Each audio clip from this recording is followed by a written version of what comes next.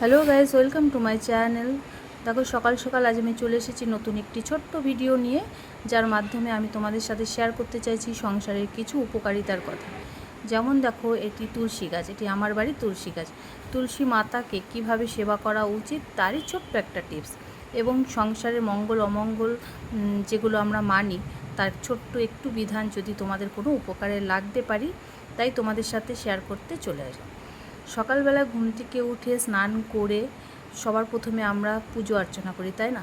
তো সর্বপ্রথম যেটা করা উচিত, দেখো একটা ঘটি নিয়ে নিয়েছি, আর সেই ঘটিতে আমি দেখো একটু হলুদ দিয়ে দিচ্ছি, এবং সেটি আমি সকালে যেখানে আমাদের মুখ্য দুয়ার যেটা বলে, যেখান থেকে আমাদের ঘরের প্রবেশপত্র, যেখান থেকে আমরা প্রবেশ করি, তো সেই দুয়ারে এই জলটি আমি দিয়ে মা লক্ষ্মীর আরাধনা করছি।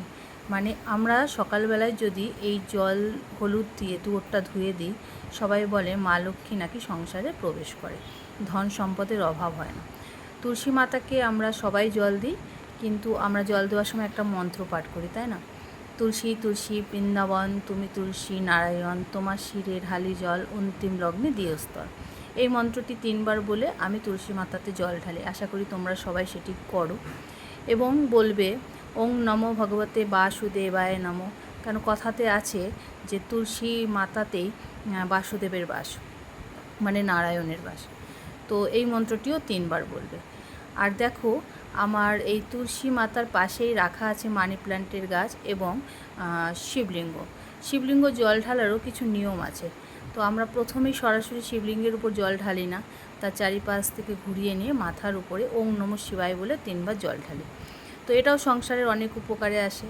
এবং দেখো, এখানে আমি মানি প্ল্যান্টের গাছে যে জল দিলাম, এই মানি প্ল্যান্টের গাছেও মা লক্ষ্মী বিরাজমান করে। তো আমরা এইভাবেই সকালবেলায় পুজো অর্চনা করে আমাদের দিন শুরু করলে আমাদের সংসারে মঙ্গল অমঙ্গল বলে যে ব্যাপারটা থাকে, সেটা মঙ্গলে রূপায়িত হবে। তোমরা সবাই ভালো থেকো, আমার সঙ্গে থেকো। যদি ভিডিওটি ভালো লাগে অবশ্যই লাইক শেয়ার কমেন্ট করতে কিন্তু কিছুতেই ভুলবে না।